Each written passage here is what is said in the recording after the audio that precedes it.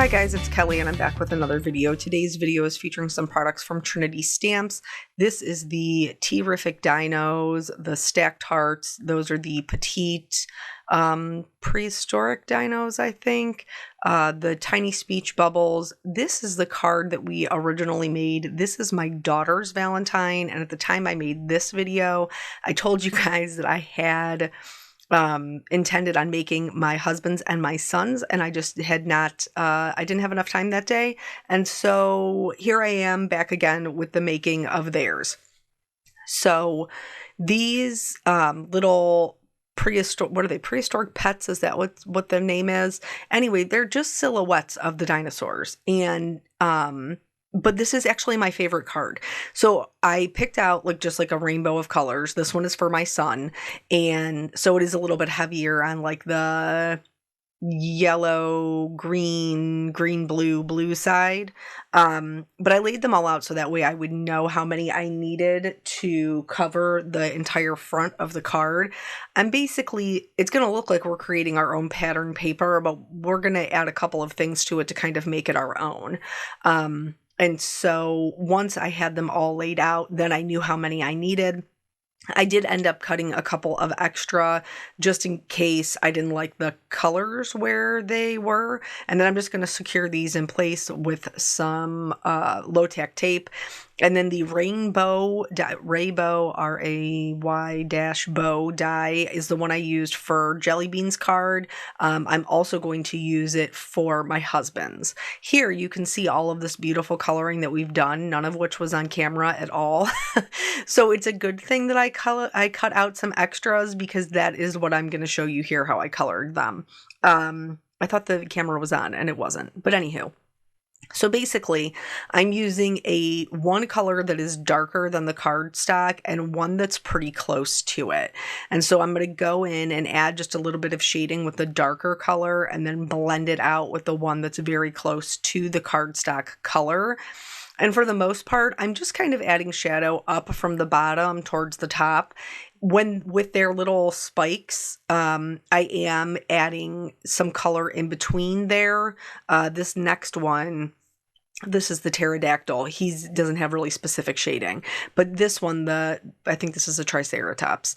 I add the shading up from the bottom, but then all of the darker color I added to the left of the spikes, and then I'll blend that out with the color that's close to the cardstock, which in this case is a B06 and a B04. And you can see just how much more dimension they have, just adding those two little colors. And so I'm coloring them and then showing you the ones that are also on the card.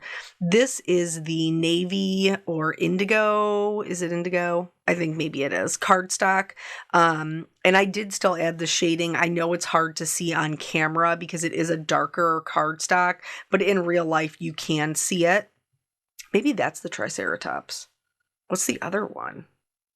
The pokey-backed one. Oh, I think that other one was the Triceratops. Ooh, I don't know. And this one's got the little spike ball thing. Oh, I need to go back and watch The Land Before Time so that I know what all of these things are. This one is, I did the teal combination, and then I also have a red one and a green one. I ended up using the red and the green on the card, but I just wanted to show you that no matter what the color is, the shading is the same. And then there is this one, and one of these is that one's a Bronchiosaurus, I think. Oh man, it's been my peanut butter, who this is the card is who it's for. He loved dinos when he was little, and so we used to, play with them all the time. In fact, his first birthday party was a dinosaur theme. And I used to know all the names, but clearly after almost 12 years, I am out of touch. And I need to go back and watch my movies, my animation movies, so I know the names of them. But anyway, so after I added all the color to them, which again, you could do it or not do it. Either way, it would be fine. I think adding, just the colors to the background, just cutting them out of the colored cardstock would also be fine. And laying them around, to fill up the whole card. And then, you just just add one color to them if, you're not really comfortable with your markers, or maybe you don't have as many supplies. I think just adding any sort of shading is kind of going to elevate them a little bit from being just silhouette die cuts to a little bit of something more. So I went through, I glued them all down. You can see some of them are hanging over the edge. We're going to take care of that in the next step. I am going to go in, and this is something else you can do if you are, trying to just kind of make it your own, or, step up the way it looks a little. I'm going in with a C3, which is a cool gray, and I am adding some shadows underneath them that doesn't matter what direction, as long as you stay consistent. So my shadows are to the bottom and the left. If you want to do the top and the right, or the bottom and the right, there's no wrong way to do it. You just want to make sure that you stay consistent. And this is, again, going to help lift them up so they look a little bit more 3D off the back of the page. So now I am going to trim off my excess. I'm using just some large shears for that. And then I am going to cut this down just a little bit. I was able to do that with my paper trimmer here that just has the sliding cutter on it, but if you have like some thicker cardstock, you could also use the guillotine trimmer for this as well. And I just cut off like 1/8 of an inch, so that way I would have a little bit of a border. And then here, because we're cheap, I mean, at least on this channel anyway, I'm going to use one of the cardstocks that I already die cut out of, because nobody's going to see it. And you could use just whatever color you like, because they're all in the card. I ended up going with the navy blue, because blue is my son's favorite color, and it's also mine. So now here for my husband's card, this one is also fairly easy to create, but it does involve a little bit more coloring. And so I'm stamping this down, and then I'm also stamping the Hug Me, I'm Trying. It's hysterical, because they have little, big heads and little arms. What video is that from? I have a big head and little arms. Is it one of the Toy Stories? I can't remember.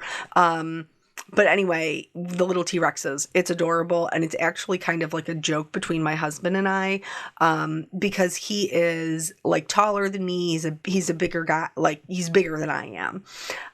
But I am built kind of long and lanky. So like I have longer arms, longer legs, shorter torso. Well, he has more, like, has a longer torso, but he has short arms. And so I tease him all the time about his T-Rex arms. So this was kind of like perfect. Not to mention, like, when it comes to marriages, like you all know, everything is not always picture perfect. And one of my love languages is physical affection. And sometimes my husband struggles with that. So it's also kind of a play on that, where I'm like, hug me. And he's like, ooh, I'm trying. Like, it don't necessarily come natural when I'm mad at you, but I'm trying. And I appreciate the fact that, like, he is always consistently trying to work on the things to make our relationship better, which is really all you can ask for in a partner. So here with the T-Rexes, adding the shadows, I kind of kept the shadows to the outside, like around their backs. And then obviously one leg will be a little bit darker because it's tucked behind, shadows underneath their chin as well. And then I just colored them the same color, like those yellow greens. And then their little stripes, I did the right one blue and the left one orange. I kind of toyed around with bringing in some purple because I thought that would look really nice. But then that ruins my whole vibe for the matchy-matchy photography that you guys know I totally love. So I couldn't do it. I had to go with the orange. So anyway, it's Valentine's Day. If you guys follow my channel, you know typically we don't really celebrate Valentine's Day. But I do get my kid, like I do try to get them a little something. So last year we did the, what did we do? The nothing bunt cakes, BUNDT. And so I got them, like everybody got their own little mini bunt cake, and that was their treat. This year, actually, the PTO for my son's school was doing a fundraiser, and one of the things that they were offering was the Crumbl cookies. Like you could get a box of 4 or you could purchase a voucher. And I do typically try to like volunteer or help out with the PTO when I can, but life has kind of gotten in the way of that. And so they do a lot for the kids, and to be able to kind of, support them and help fundraise some money. I was like, this would be great. Plus, I've never had the Crumbl cookies because they're so expensive. Like I have not purchased them because like one cookie is $5. This box of 4 was $20. If you want 12 cookies, it's like $43. It's outrageous. I've heard they're delicious. I've heard they're huge. We're going to find out when after dinner tonight I give everybody their Crumbl cookies. But they had kind of like predetermined flavors. So one's like a pink frosted sugar cookie, one's a M&M cookie, one is I think a chocolate covered strawberry, and I can't remember what the other one is. But so that'll be real interesting to see what kind of cookie everybody gravitates toward, because there's only 4. But supposedly they're supposed to be huge, so maybe we could all eat off one cookie. I don't know. We'll have to see. So then for this one, I actually am a very clean and simple card maker. So this one up to the top right, like just the way it is right now, actually, I considered just leaving it like this. But I really liked this kind of... it's kind of like a 70s vibe that these rainbow stripes were giving with this color combination. I don't know. It felt very like Reading Rainbow, or like ABBA's, like Dancing Queen. It felt very 70s-ish. And I was really kind of digging that vibe. With this, now you could take the time to cut these all out of colored cardstock. I felt like that would have be very wasteful for my colored cardstock, and so I opted to just color them with my markers. But something to keep in mind is please make sure your marker is either recently been re-inked. You need to have a juicy marker in order for this to work, because the color has to be consistent. And then, you want to make sure that you're not necessarily just continually going over one spot. Like make sure you're getting your color down, and then maybe a couple of long strokes to kind of smooth it out as it absorbs, so that it does look like colored cardstock instead of, cardstock that you colored with your marker. I messed around with this one a lot to try to get it to look the way that I wanted it. And this was probably like the 3rd or 4th version of what we ended up with. So I used the stacking hearts to cut out a heart out of the white cardstock. And then I traced that so I would know where to line up my little rainbow. Once I get them all laid out here, then I can go ahead and kind of scoot them out of the way. And anywhere that the white is going to be showing, I want to go ahead and erase that pencil line. Me personally, this is like one of those things that like sometimes somebody just teaches you the right thing and it sticks. Art gum erasers, that's what you see me here using. I learned about in 7th grade, and they are still my go-to eraser. They're fantastic. They are the best erasers, in my opinion. So now here I'm going to go through and I'm going to glue all of this down. I did toy around with turning it into a shaker, because you very easily could like have the rainbow as the background and then raise up that panel that has the heart cut out of it, put a piece of acetate behind it, and pop it up on some foam tape, and bam, you got a shaker.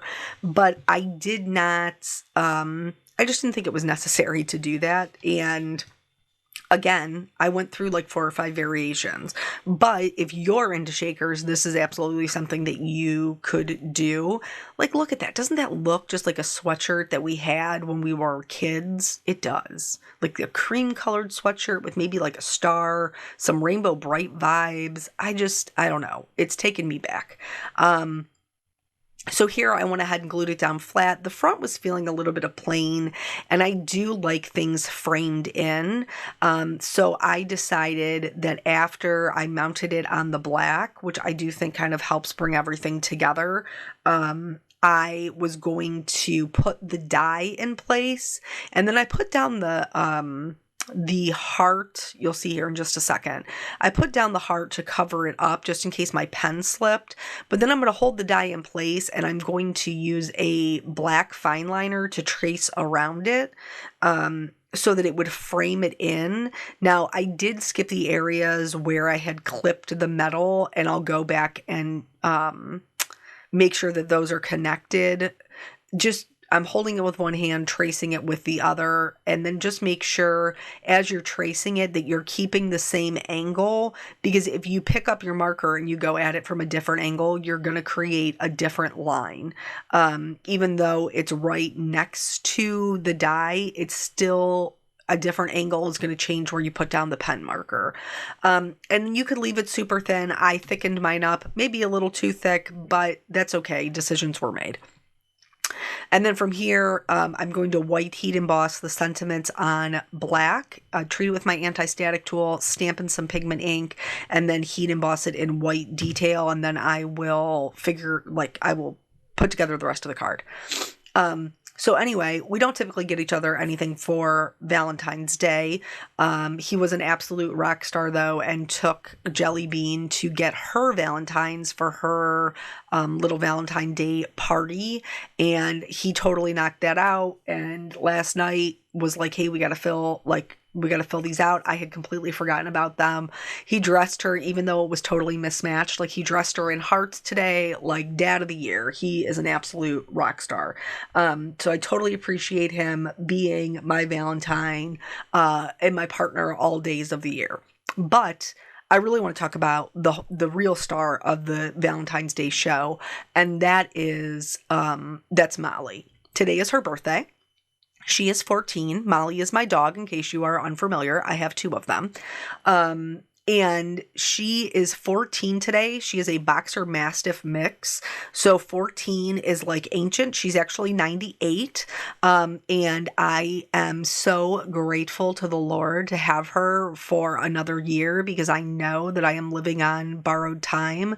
But I think Jesus just knows that, like, right now my heart just can't take it with everything else we have going on. So it's Molly's birthday. I'm hoping to get her a little treat as well after dinner. So here I'm blending in the background. What you saw me doing before was adding some sheer glimmers. My husband, I think, would be concerned if his card had no glitter on it, because he knows me. And then I also added some white highlights. This right here, this googly eye, this makes the card, in my opinion. And this is actually not my idea. I saw one of my teammates, Emily Genberg, do this on one of her cards at release time, and I thought it was a brilliant. I will link her below because she does have a YouTube channel, or you could follow her on Instagram. But totally adorable. That's why his card is my favorite, I think, because of the little googly eyes. Just cannot get over how stinking cute that is. So these are both cards. I hope that it inspires you. Thank you guys so much for hanging out with me. I always appreciate your time, and I'll catch you on the next video. Bye.